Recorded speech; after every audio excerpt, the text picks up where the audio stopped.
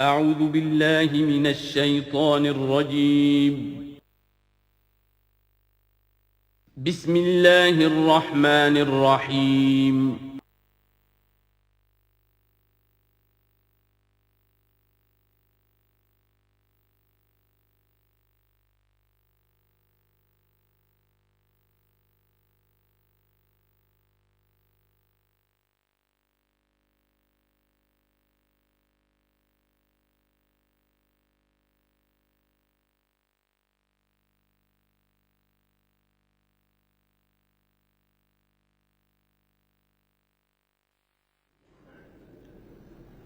اما بعد فاعوذ باللہ من الشیطان الرجیم بسم اللہ الرحمن الرحیم حامیم والکتاب المبین انا جعلناہ قرآنا عربیا لعلکم تعقلون وقال تبارک وتعالی کما ورد فی سورۃ یوسف علیہ الصلاۃ والسلام الف لام را تلک آیات الکتاب المبین انا انزلناہ قرآنا عربیا لعلکم تعقلون وقال عز وجل كما ورد في سورة الزمر قرآنا عربیا غیر ذی عوج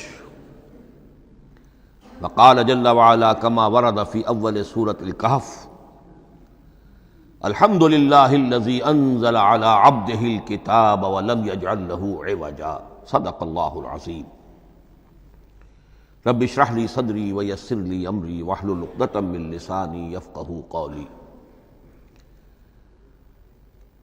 تعارف قرآن کے ضمن میں جو مباحث پہلی نشست میں مکمل ہو چکے ہیں اس میں ایک کمی رہ گئی تھی، اس کو پورا کر لیجئے۔ قرآن مجید کی 2 آیات کے بارے میں یہ روایت موجود ہے صحیح مسلم میں حضرت عبداللہ ابن مسعود رضی اللہ تعالی عنہ سے کہ سورہ بقرہ کی آخری 2 آیات حضور کو شب معراج میں عطا ہوئی ہیں، وہ زمین پر نازل نہیں ہوئیں بلکہ حضور نے آسمان پر پہنچ کر ان کو حاصل کیا ہے۔ یہ امت کے لیے شب معراج کے تحفے کے طور پر یہ 2 آیتیں آمن الرسول بما انزل الیہ من ربہ والمؤمنون کل آمن باللہ وملائکتہ وکتبہ ورسلہ لا نفرق بین احد من رسلہ وقالوا سمعنا واطعنا غفرانک ربنا والیک المصیر۔ پھر آخری آیت جس میں طویل ترین دعا ہے۔ یہ 2 آیات جو ہیں مستثنیٰ کر لیجئے تو باقی جو ہے قرآن مجید وہ پھر پورا حجاز میں زمین پر نازل ہوا ہے محمد رسول اللہ صلی اللہ علیہ وسلم کے قلب مبارک پر۔ اب جو اگلی بحث ہے اس تعارف قرآن کے ضمن میں، قرآن کی زبان کون سی ہے؟ یہ سب جانتے ہیں عربی زبان ہے، لیکن کون سی عربی؟ عربی کوئی ایک نہیں ہے۔ جیسا کہ آپ کو معلوم ہے کہ ایک زبان ہوتی ہے پھر اس کے ڈائلیکٹس ہوتے ہیں۔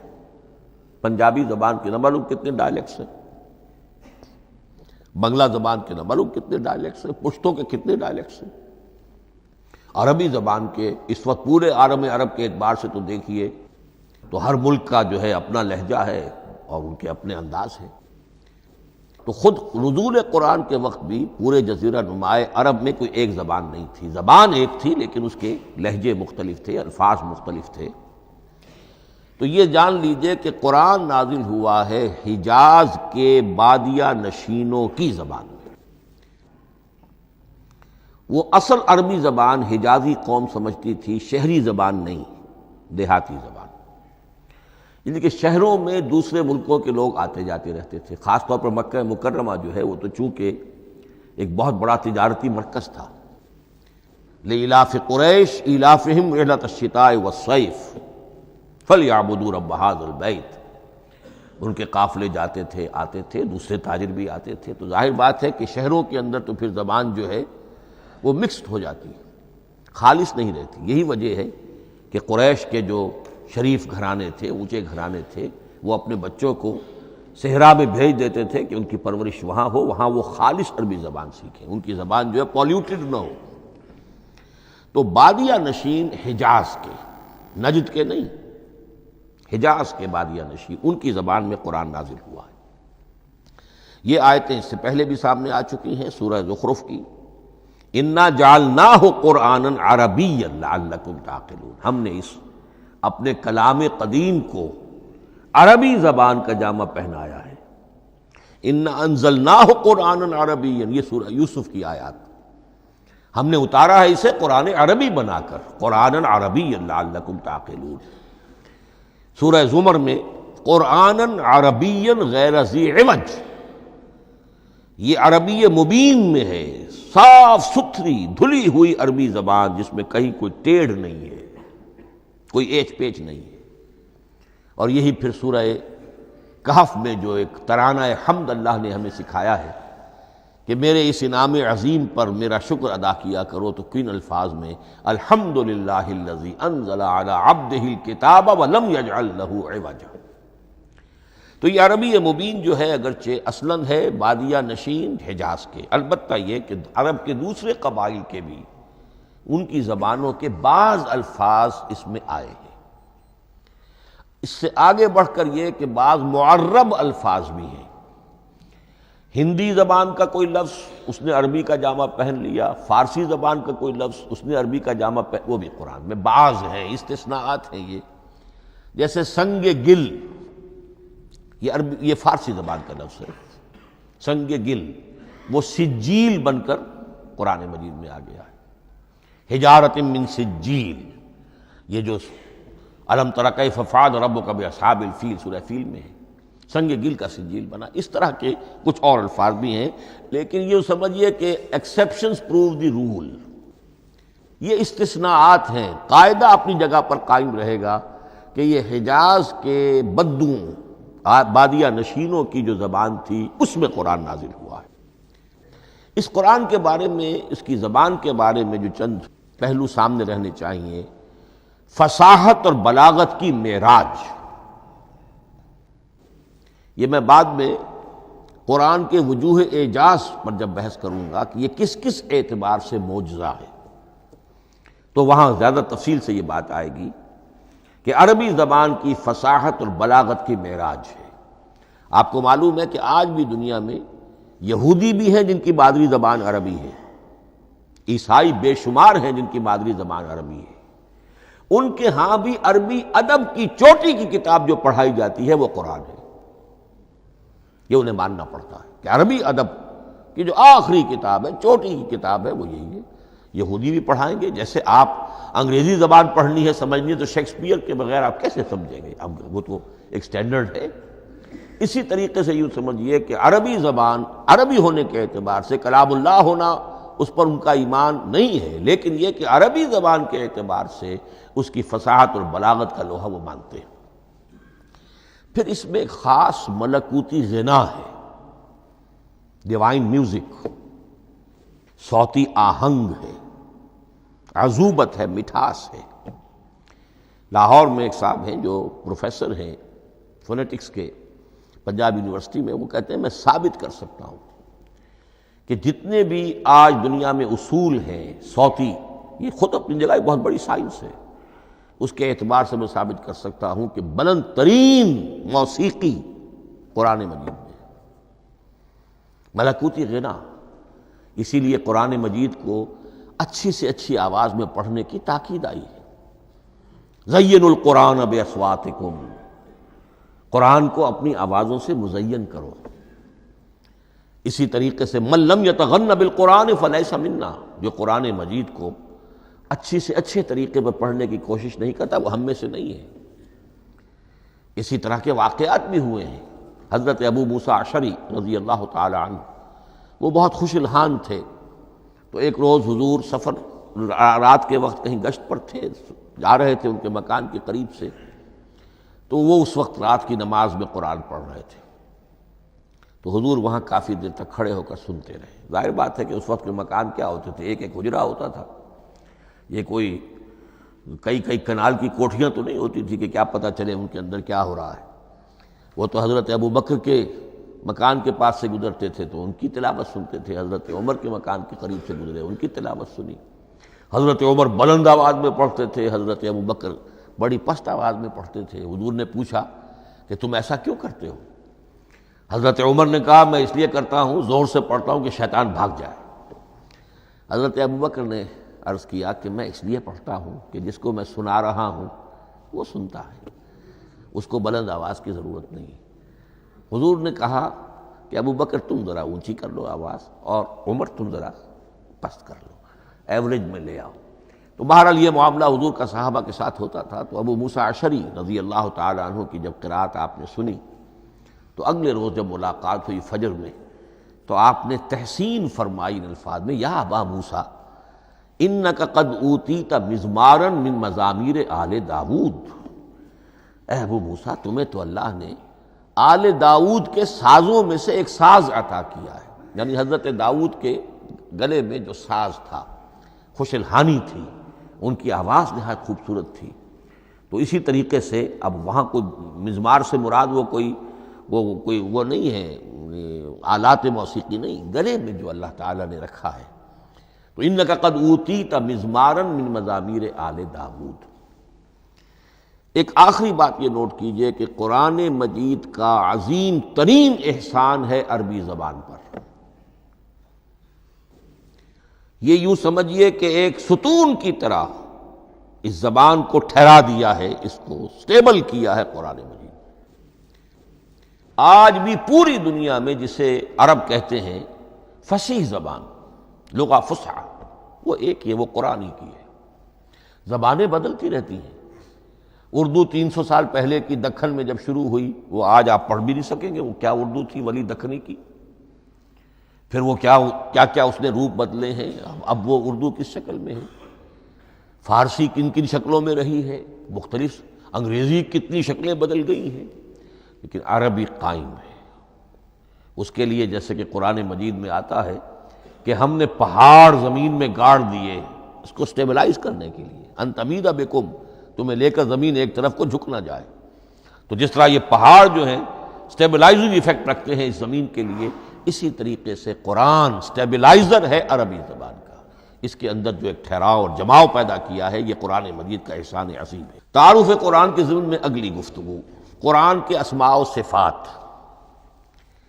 عربوں کا ایک خاص ذوق تھا، اور ظاہر بات ہے کہ اللہ تعالیٰ نے جب قرآن نازل کیا ہے تو عربوں کے ذوق کو بھی مد نظر رکھا ہے۔ ان کا ذوق کیا تھا؟ جس چیز سے انہیں محبت ہوتی تھی اس کے وہ بہت سے نام رکھتے تھے۔ گھوڑے کے لیے ہزاروں لفظ مل جائیں گے آپ کو، شیر کے لیے 5000 الفاظ مل جائیں، تلوار کے لیے 5000 الفاظ مل جائیں گے۔ یعنی اس شے کی جو بھی صفت ہے اس صفت کے اعتبار سے ایک نام، کوئی اور صفت ہے اس صفت کو ایک اور نام، تو وہ صفاتی نام۔ اب جیسا کہ آپ کو معلوم ہے اللہ کے 99 نام صفاتی تو ہے نا، اللہ کی ایک صفت دوسری صفت، اسی کے اعتبار سے اس کے نام ہیں۔ قرآن مجید کے اسماء علامہ جلال الدین سیوطی رحمۃ اللہ علیہ نے 55 شمار کیے، لیکن وہ بھی مکمل نہیں ہے لسٹ، اس لیے کہ اس میں ایک اہم نام برہان یہ شامل نہیں ہے۔ ان میں سے جو اہم اسماء ہے میں آپ کو سنا دیتا۔ القرآن، جس پر گفتگو بعد میں ہوگی، اس لیے کہ سب سے زیادہ ایک رائے یہ ہے کہ یہ تو اس میں جامد ہے، اس میں علم ہے قرآن کے لیے، پراپر ناؤن ہے۔ الکتاب، الذکر، الہدیٰ، النور، الفرقان، کلام اللہ، الوحی، روحا من امرنا۔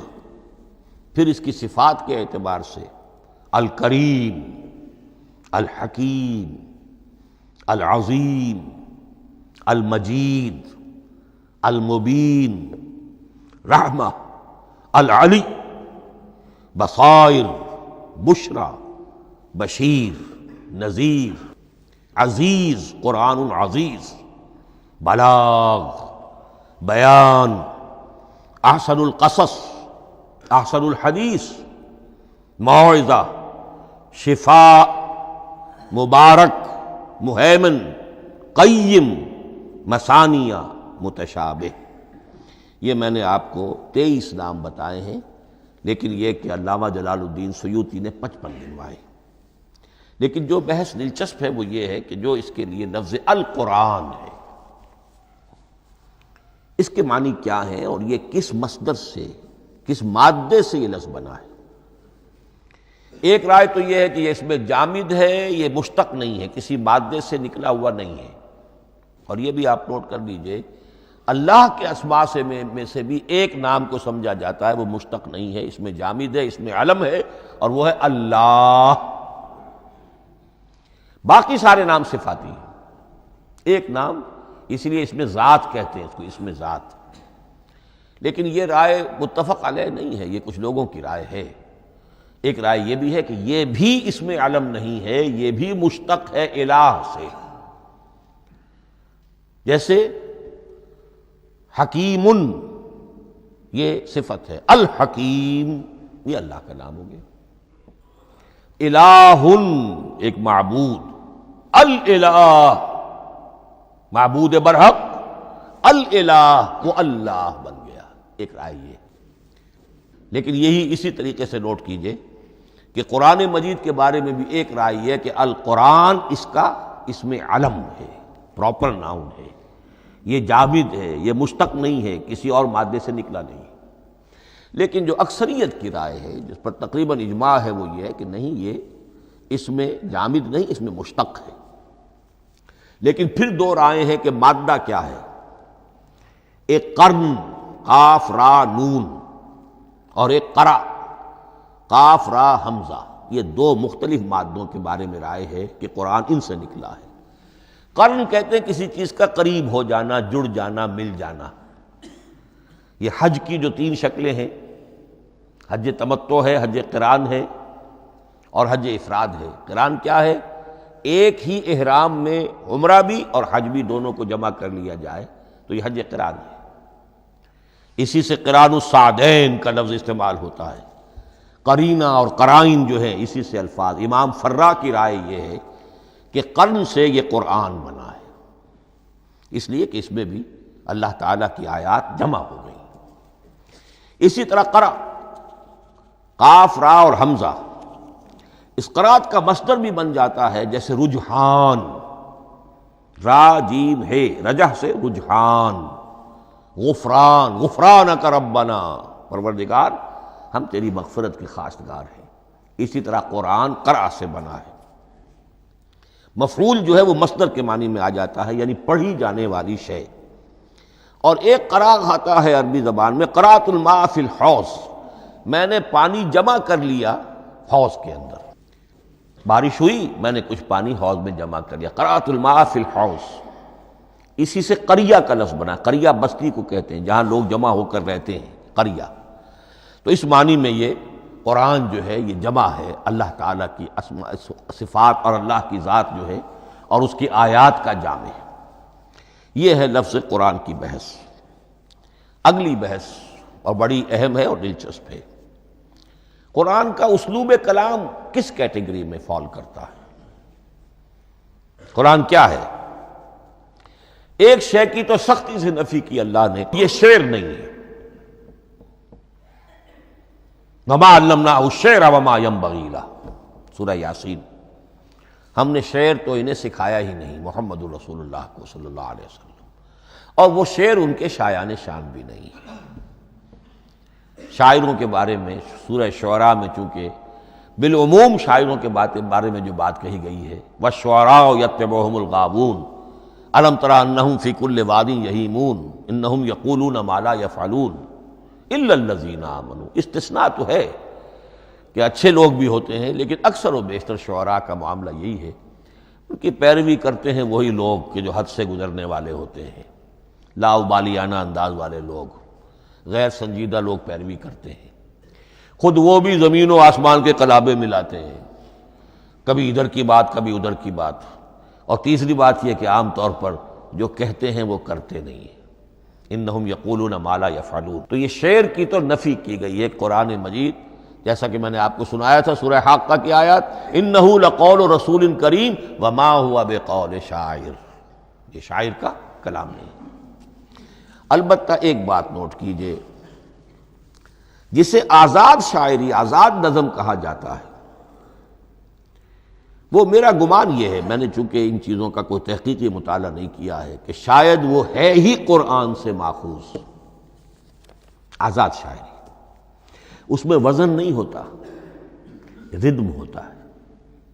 آزاد شاعری کے اندر ایک ردم ہوتا ہے، وزن نہیں ہے، ایک مصرع اتنا سا، ایک بڑا لمبا چوڑا، لیکن ردم رہے گا۔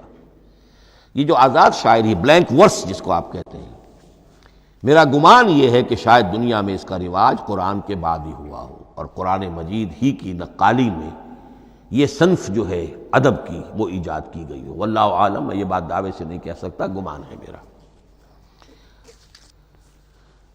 البتہ یہ کہ اب اس سے آگے چلیے، شعر نہیں ہے، نثر ہے، لیکن نثر کے اعتبار سے بھی کون سی کیٹیگری میں آئے گی؟ کیا یہ کتاب عام معنی میں جسے ہم کتاب کہتے ہیں وہ کتاب ہے؟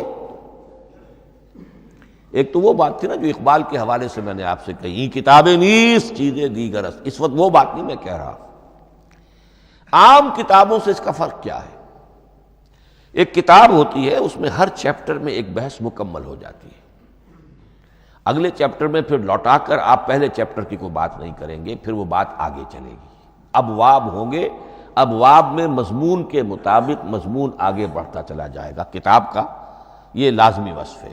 قرآن مجید اس معنی میں کتاب نہیں ہے۔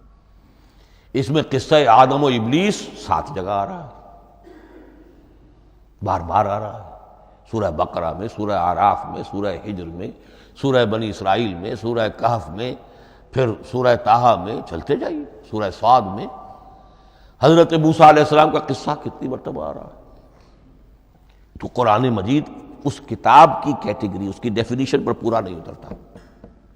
دنیا میں جو کتاب کا معیار ہے، عام اس کا جو اسلوب ہے، اس کی جو ڈیفینیشن ہے، ایک شکل ہوتی ہے مجموعہ مقالات، وہ بھی نہیں ہے۔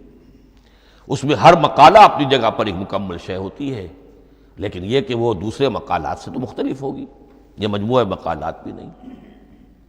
اس کا اسلوب جو ہے وہ خطبے کا ہے، اوریشن، اور یہ کہا جا سکتا ہے it's a collection of divine orations. یہ اللہ تعالیٰ کے خطبات کا مجموعہ ہے۔ مختلف اوقات میں خطبے نازل ہوتے تھے حضور پر صلی اللہ علیہ وسلم۔ اور یہ بھی جان لیجئے کہ عرب میں ادب کی 2 ہی صنفیں تھیں جو معروف تھیں، یا شعر یا خطبہ، یا خطیب ہوتے تھے بڑے شعرا بیان خطیب، اور یا شاعر ہوتے تھے۔ تو یہ جب شعر کے اسلوب پر نہیں تھا تو خطابت کا اسلوب ہے جو اللہ نے اختیار فرمایا، اور ہر موقع پر، ہر مرحلے پر جو خطبہ اس وقت کے حالات کی مناسبت سے نازل ہوا وہ ایک صورت ہے۔ تو یہ ہے کلیکشن آف ڈیوائن اوریشنز، یہ اللہ تعالیٰ کے مجموعہ خطبات الہیہ اسے کہا جا سکتا ہے، لیکن اس سے جو چند نتیجے نکلتے ہیں وہ نوٹ کرنے ضروری ہیں۔ خطبے میں مخاطب اور مخاطب کے مابین ایک ریپور ضروری ہے۔ اگر کوئی مصنف بیٹا کتاب لکھ رہا ہے، اس کے سامنے کوئی سامع نہیں ہوتے، وہ تو اپنی مگن میں جو بھی خیال ہے اپنے دل میں وہ لکھ رہا ہے۔ خطبے میں سامع سامنے ہوتے، اگر ان کے درمیان رپورٹ نہ رہے، ہم آہنگی نہ رہے، تو پھر وہ خطبہ غیر مؤثر ہو جائے گا۔ لوگ جو ہیں ان کو اونگ آنے لگے گی، وہ متوجہ ہی نہیں رہیں گے۔ تو ایک رپورٹ مخاطب اور مخاطب ان کے درمیان۔ دوسرے یہ کہ خطبہ کا ایک وصف لازمی یہ ہوتا ہے کہ ایک واقعاتی پس منظر ہوتا ہے پیچھے موجود۔ اب کوئی شخص ہے سیاسی تقریر کر رہا ہے، ایک خاص پس منظر موجود ہے، اس میں وہ ان چیزوں کی طرف حوالے دیتا چلا جائے گا، صرف کوئی تفصیلات بیان نہیں کرے گا، اس لیے کہ وہ لوگوں کو معلوم ہے آج کے دور کا ایک واقعہ ہے، لوگوں کے علم میں ہے۔ لیکن کتاب میں آپ لکھیں گے تو پھر وہ پورا واقعہ بھی بیان کرنا پڑے گا آپ کو کہ یہ کب ہوا، کیسے ہوا، جس کا میں حوالہ دے رہا ہوں۔ لیکن خطبے کے اندر پس منظر جو ہے وہ موجود ہے، اور اس کے حوالے سے صرف جو اشارات اس کی طرف ہو جائیں گے۔ نمبر 3 یہ ہے کہ خطبے میں تحویل خطاب بہت ہوتا ہے۔ تحویل خطاب سے کیا مراد ہے؟ ابھی خطیب آپ سے بات کر رہا ہے، آپ سے مخاطب ہے، اور کسی وقت وہ فلاں کو جو یہاں موجود بھی نہیں ہے وہ نواز شریف صاحب کو خطاب کرنا شروع کر دے گا. بھائی نواز شریف تو یہاں نہیں ہے، لیکن خطاب انداز وہ تو تقریر مقرر ہے، سیاسی تقریر کر رہا ہے، نواز شریف کو چیلنج کر رہا ہے. نواز شریف یہ کر دو گے تو ہم یہ کر دیں گے، اور نواز شریف یہ تم غلط کر رہے ہو، یا بے نظیر تمہارا یہ معاملہ. ہاں بے نظیر تو وہاں موجود نہیں. صدر ایوب صاحب کو جو بھی گالیاں دی جاتی تھی تقریروں کے اندر، وہ خود تو وہاں موجود نہیں ہوتے تھے. تو اس میں تحویل خطاب نوٹ کرنا پڑتا ہے. ابھی کس سے بات ہو رہی تھی، ابھی کس سے بات ہو رہی تھی. قرآن مجید میں آپ دیکھیں گے ایک آیت میں حضور سے خطاب ہے، اگلی آیت میں کفار سے خطاب ہے، اس سے اگلی آیت میں اہل ایمان سے خطاب ہے. تو تحویل خطاب جو ہوتا ہے اس کے حوالے سے نوٹ کرنا پڑتا ہے کہ اس وقت اس آیت کا جو رخ ہے کدھر ہے، اس میں کس کو خطاب کیا جا رہا ہے. چوتھی بات یہ ہے کہ خطبے میں صرف عقل سے اپیل نہیں کی جاتی، جذبات سے بھی اپیل ہوتی ہے. اسی لیے خطابی انداز کہلاتا ہے. خطابی انداز میں لوگوں کے جذبات سے بھی اپیل کی جاتی ہے. جبکہ آپ ایک مقالہ لکھ رہے ہوں گے، اس میں جذبات کی بات نہیں آئے گی. ٹھنڈی ٹھنڈی عقلی باتیں، منطقی باتیں، دلیل صغرا کبرا جوڑیے، نتیجہ نکالیے، وہ لوگوں کے سامنے رکھیے، تصنیف ہے. لیکن خطبے کے اندر صرف عقل نہیں، جذبات سے بھی اپیل ہوتی ہے. اب یہ سارے اوصاف میں جو بیان کر رہا ہوں یہ سب قرآن مجید میں بتمام و کمال بدرجہ اتم موجود ہیں. اور آخری بات یہ کہ خطبے میں، اور یہ کہ یہ چیز مشترک ہے غزل میں بھی اور قصیدے میں بھی اور خطبے میں بھی، اس کا اول و آخر بہت جامع اور مؤثر ہونا چاہیے. اسی لیے مطلع مقطع یہ خاص طور پر ہوتے ہیں نا. مقطع میں آ پڑی ہے سکون گسترانہ بات، جس غزل کا مطلع جاندار ہے اس کو آدمی پڑھے گا، اور اگر وہ مطلع پھسپھسا ہے وہ باقی نظم پڑھے گا ہی نہیں، چاہے آگے اس کے اندر بڑا عمدہ شعر بھی ہو وہ نہیں پڑھے گا. مطلع ہی جو ہے بے جان ہے، پھسپھسا ہے. پھر مقطع آخری جو شعر ہو، تو قصیدے میں بھی یہ ہے اور خطبے میں بھی یہ ہے. یہی وجہ ہے کہ قرآن مجید کی صورتوں میں اکثر و بیشتر شروع کی آیات اور آخری آیات انتہائی اہم ہوتی ہیں، بہت جامع ہوتی ہیں، جن کو کہا جاتا ہے کہ یہ سور جو ہیں ان کی ابتدائی آیات، خواتین اور پہلی آیات. اب سورہ بقرہ کی آیات شروع کی، پھر آخری جو ابھی میں نے آپ کو سنائی، یہی آل عمران کا معاملہ ہے، کس شان کے ساتھ وہ اٹھ رہی ہے. یہی سورہ حج کا ہر جگہ پر آپ دیکھیں گے ابتدائی جو ہے خطیب اگر ایسی بات، ایسا انداز اختیار کرے کہ اپنے سامعین کی توجہ کو اپنی طرف مبذول کرا دے، اگر شروع کا انداز ایسا نہیں ہے تو وہ بات آگے بڑھے گی نہیں. آخری بات یہ کہ خطبے میں ہمیشہ یہ ہوگا کہ ایک مین سپیکر جو ہے اس کی ایک بات سامنے ہے کہ میں نے یہ بات اپنے سامعین کے ذہن میں بٹھانی ہے، لیکن دائیں بائیں کی باتیں کرے گا. کوئی قصہ بھی سنائے گا، کوئی شعر پڑھے گا، کوئی اور کوئی لطیفہ بھی سنائے گا. ہمارے ہاں کے جو بہترین خطیب جو ہوتے تھے وہ احراری حضرات جو ہے بہترین خطیب ہوتے تھے. اور آپ نے سنا مولانا عطا اللہ شاہ بخاری رحمۃ اللہ علیہ، ان کی تقریریں 6 گھنٹے تک لوگ سنتے تھے. وہ کبھی رلا بھی رہے ہیں، کبھی ہنسا بھی رہے ہیں. عام آدمی تنقید بھی کرے گا کہ یہ کیا ادھر ادھر کی باتیں کر رہے ہیں، لیکن وہ پھر جب آخری تقریر ہوتی تھی تو جب تقریر ختم ہوتی تھی، جو بات وہ ذہن میں بٹھانا چاہتے تھے، دل میں اتارنا چاہتے تھے، وہ بیٹھ چکی ہوتی تھی. باقی یہ کہ ادھر ادھر کی چیزیں جو ہیں وہ آکسیلری چیزیں ہیں وہ رہتی ہیں. یہ ہیں 6 اوصاف خطبات کے، اور قرآن مجید کے اندر بھی یہ اوصاف کم و بیش موجود ہیں. قرآن کا اسلوب خطبے کا ہے. اب اگلی بحث پر آئیے، قرآن مجید کی ترکیب اور تقسیم، سنتھیسس اور ڈویژنز. اب اس میں سمجھیے کہ کلام جو ہے اللہ کا کلام ہے. کلام مرکب ہوتا ہے کلمات سے. کلمات حروف سے بنتے ہیں. عربی زبان کے حروف 28 یا 29 ہیں. الف اور حمزہ کو ایک ہی مانیں گے تو 28 رہ جائیں گے. الف علیحدہ حمزہ علیحدہ تو 29 ہو جائیں گے. یہ حروف جڑتے ہیں، لفظ بنتے ہیں. لفظ محمل بھی ہوتا ہے لیکن کلمہ وہ کہلاتا ہے جو بامانی لفظ ہو.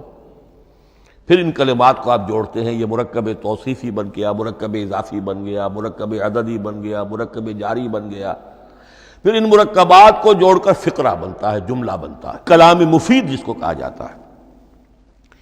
قرآن مجید کے اعتبار سے علامہ سیوطی نے مخصوص جو قرآن کی اصطلاحات ہیں ان کے حوالے سے ایک بات کہی ہے، لیکن واقعہ یہ ہے کہ قرآن کی اصطلاحات خود اپنی ہیں، دنیا کی دوسری کسی بھی اصطلاحات پر ان کو قیاس نہیں کیا جا سکتا۔ لیکن جاہز چونکہ قدیم تھے، انہوں نے قرآن مجید کو کہا یہ دیوان کی شکل رکھتا ہے، جیسے کہ حافظ کا دیوان کسی اور کا دیوان۔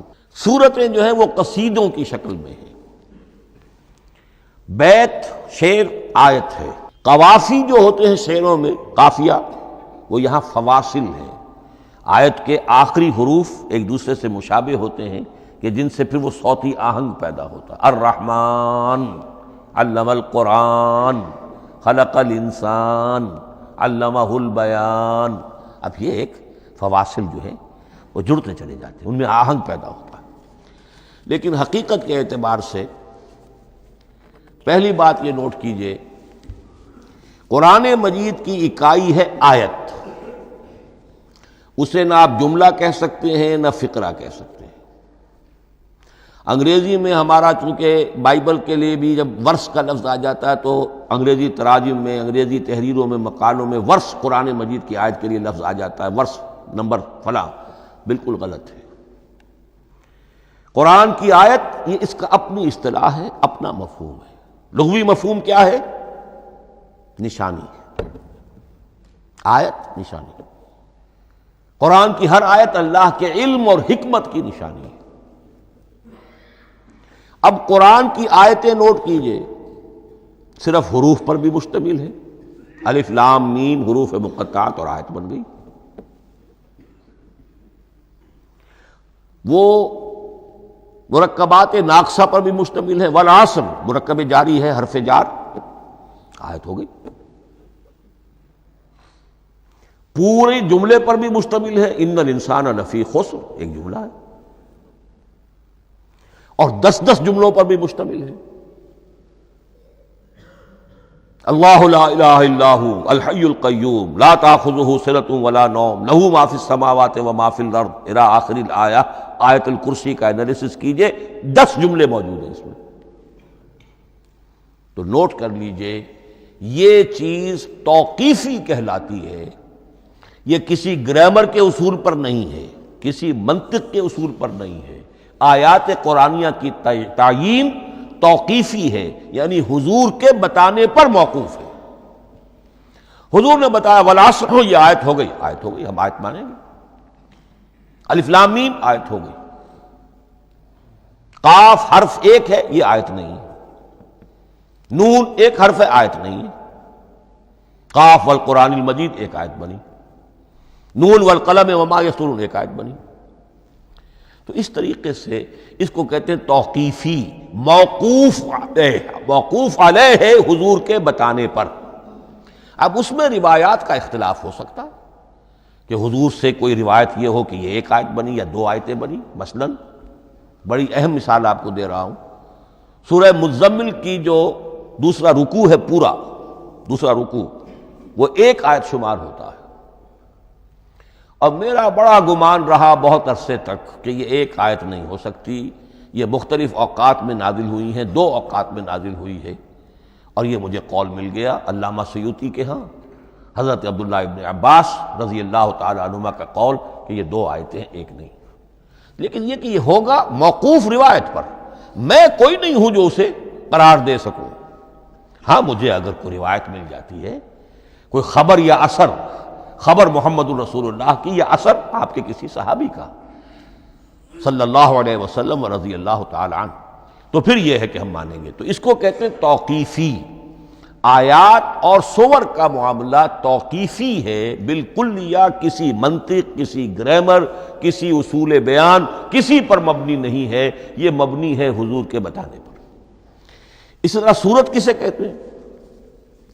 عربی زبان میں سور کے معنی ہے فصیل۔ فَضُرِبَ بَيْنَهُمْ بِسُورٍ لَهُ بَابٌ، سورہ حدید کے اندر الفاظ آئے۔ اب اس کا کیا تصور دیا گیا کہ ہر آیت جو ہے وہ اللہ کے علم اور حکمت کی نشانی ہے۔ 10 آیتیں، 20 آیتیں، 100 آیتیں، 285 آیتیں، 286 آیتیں جوڑ کر ایک فصیل باندھ دی گئی۔ یہ شہر حکمت خداوندی ہے۔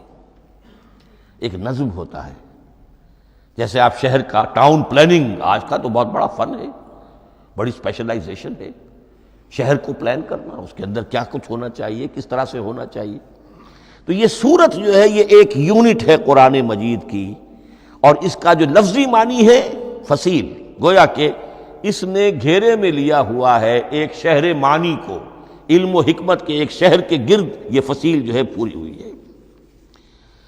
اب اس میں نوٹ کر لیجئے جہاں تک، اچھا جیسے آیتیں چھوٹی بھی ہیں بڑی بھی ہیں، والعصر بھی آیت ہے، اور الف لام میم بھی آیت ہے، اور جیسا کہ میں نے عرض کیا آیت الکرسی بھی آیت ہے۔ اس طرح سورتیں چھوٹی بھی ہیں بڑی بھی ہیں۔ سورۃ العصر 3 آیتیں، سورۃ الکوثر 3 آیتیں، سورۃ النصر 3 آیتیں، 3 ہی سورتیں 3 آیتوں پر مشتمل ہیں۔ 3 سے کم پر کوئی نہیں، 2 آیات کی کوئی صورت نہیں ہے۔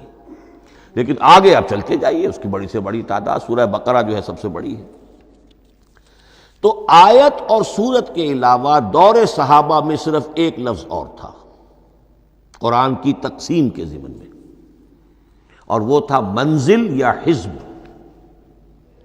منزل یا حزب 7 منزلوں میں یا 7 احزاب میں قرآن کو تقسیم کیا گیا، تاکہ جو شخص قرآن مجید ایک ہفتے میں ختم کرنا چاہے، ہر شب میں، اکثر و بیشتر وہ لوگ رات کو ہی رات کی نماز میں قرآن پڑھتے تھے، ایک منزل پڑھ لے تو ہفتے میں پورا قرآن ختم ہو جائے گا۔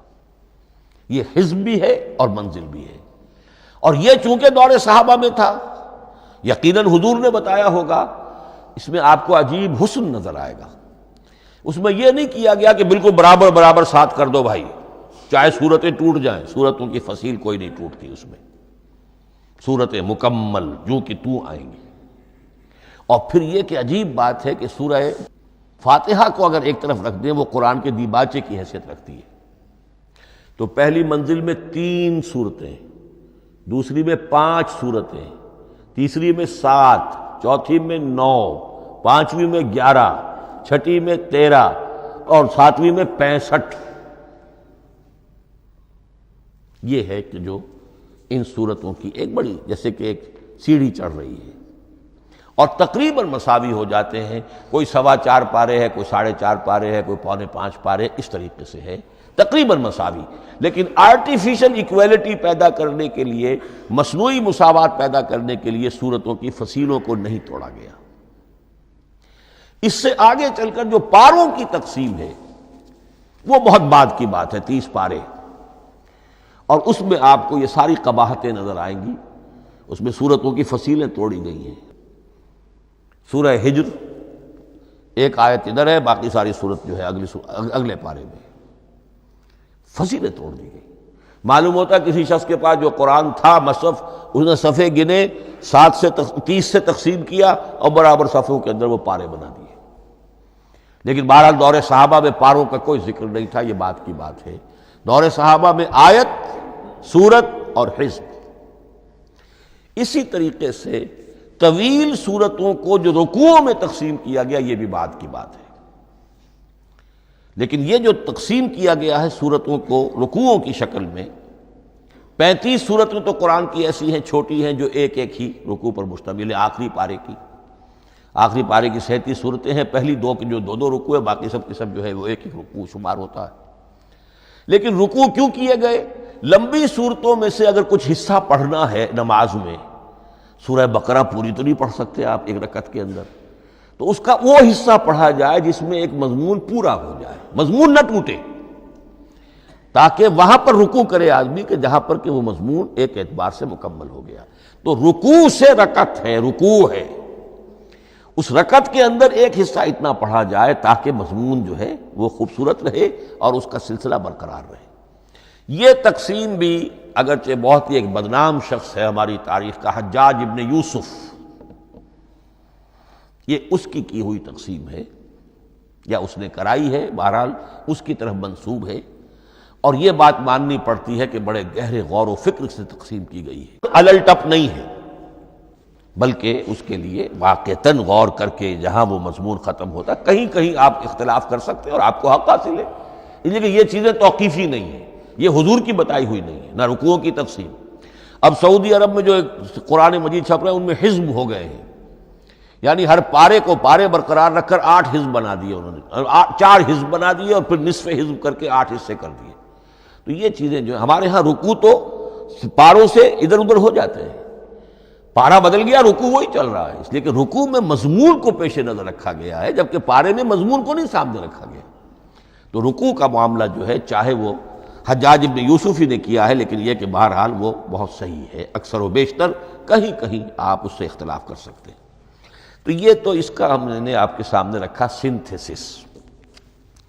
اب اگلا موضوع ہے ترتیب و تدوین کیسے ہوئی۔ ان علینا جمعہ و قرآن، ہمارے ذمے ہے اس کو جمع بھی کرنا اور پڑھوانا بھی، اور پڑھوانے میں ترتیب آ جائے گی لازماً۔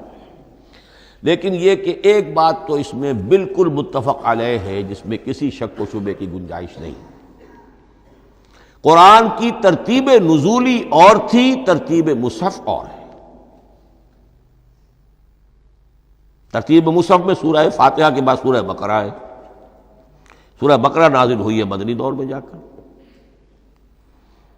پھر سورہ آل عمران ہے وہ بھی مدنی ہے، سورہ نساء ہے وہ مدنی ہے، سورہ مائدہ ہے وہ مدنی، پھر آئی ہے سورہ انفال اور سورہ توبہ۔ یہ سورہ انفال تو مدنی نہیں، سورہ انعام اور سورہ اعراف یہ ہے کہ جو مکیات ہیں، یہ کہ بھی مکی دور کی بھی آخری زمانے کی ہے۔ ابتدائی جو مکی صورتیں وہ سب سے آخری حصے میں ہے، 29واں پارہ اور 30واں پارہ۔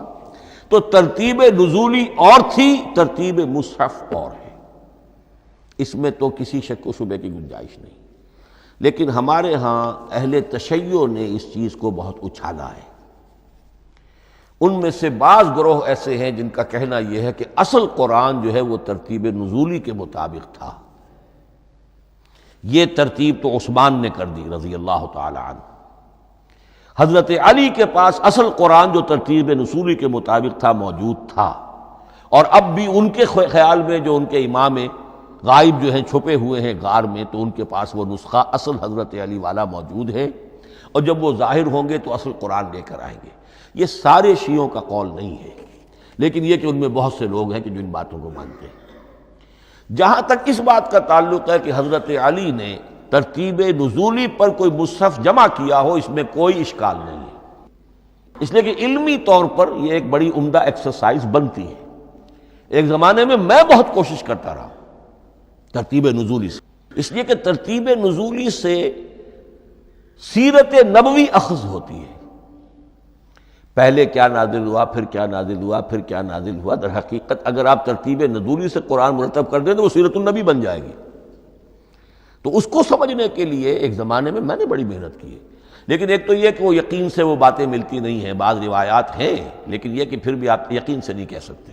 اکثر و بیشتر قرآن مجید میں لکھا بھی ہوتا ہے ترتیب کے موٹی موٹی چیزیں معلوم ہیں نزولی ترتیب کی، لیکن یہ ہے کہ یقین کسی بات پر نہیں۔ تو پہلی بات یہ ہے کہ ہمارے نزدیک، اہل سنت کے نزدیک، اصل جو حجت ہے دین میں وہ ترتیب مصحف ہے۔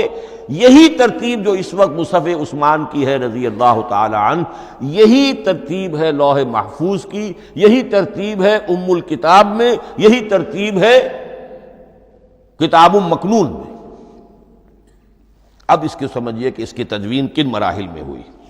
سب سے پہلے اس کے جو مراحل ہیں 3، خود نبی اکرم صلی اللہ علیہ وسلم کے زمانہ مبارک میں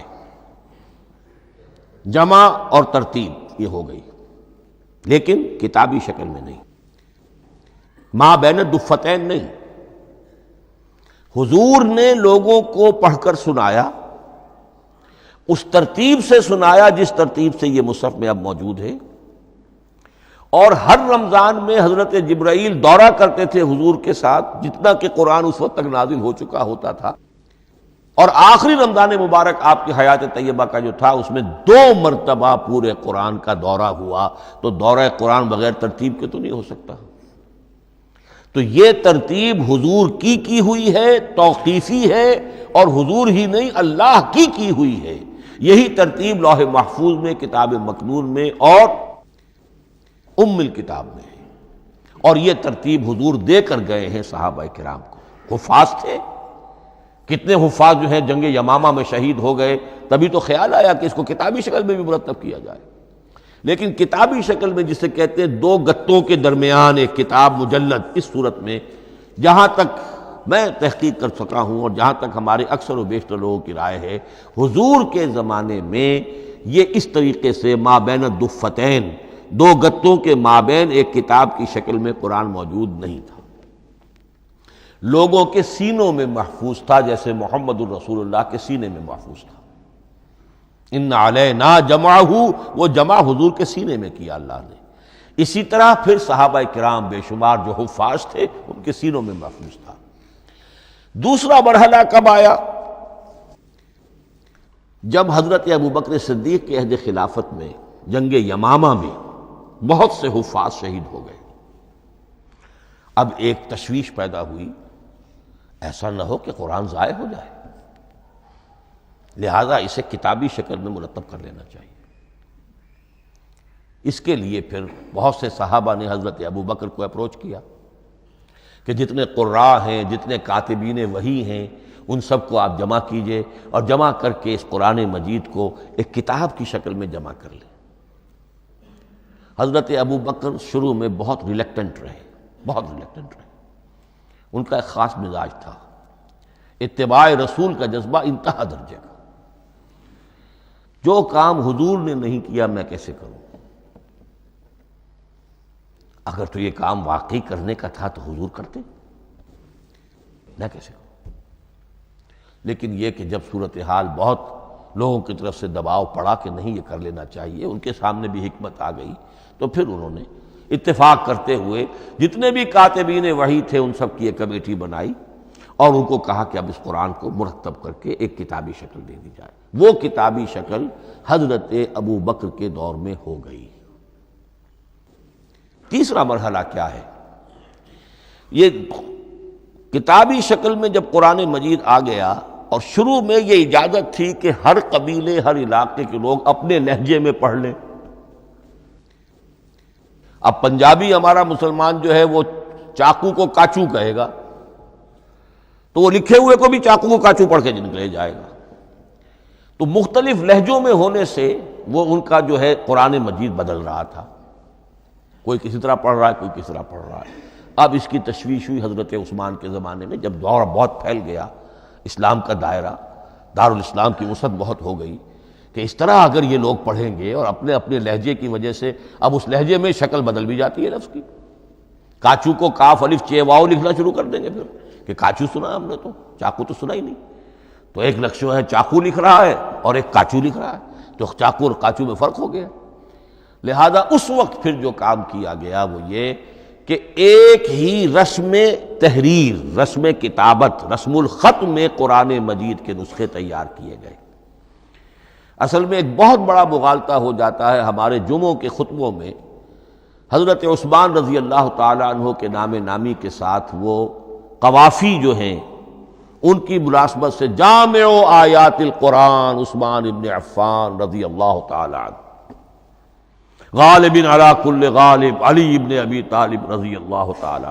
اب یہ جو جوڑتے ہیں قافیے، تو حضرت عثمان کے نام کے ساتھ یہ قافیہ جوڑ دیا، اس سے لوگوں کو مغالطہ بھی ہوا اور دشمنوں نے ایکسپلائٹ کیا کہ اس کا مطلب یہ ہے کہ قرآن تو جمع ہوا ہے حضرت عثمان کے زمانے میں، اور حضرت عثمان کے زمانے میں اور حضور کے زمانے میں کم و بیش 15 سال کا فصل تو ہو چکا، گویا کہ قرآن مرتب ہی ہوا ہے حضور کے انتقال کے 15 برس بعد۔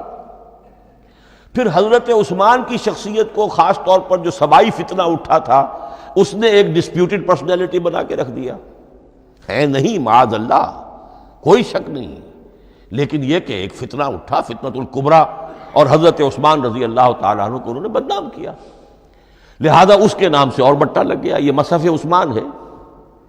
یہ ہے اصل میں وہ حماقتیں کہ جو ہوئی ہیں ہم سے، یہ قافیے ملانے کی وجہ سے، حالانکہ حضرت عثمان کی شان جو ہے وہ در حقیقت جامع آیات القرآن نہیں ہے، جامع الامت علی رسم واحد، پوری امت کو ایک رسم الخط پر جمع کرنے والی شخصیت حضرت عثمان کی ہے۔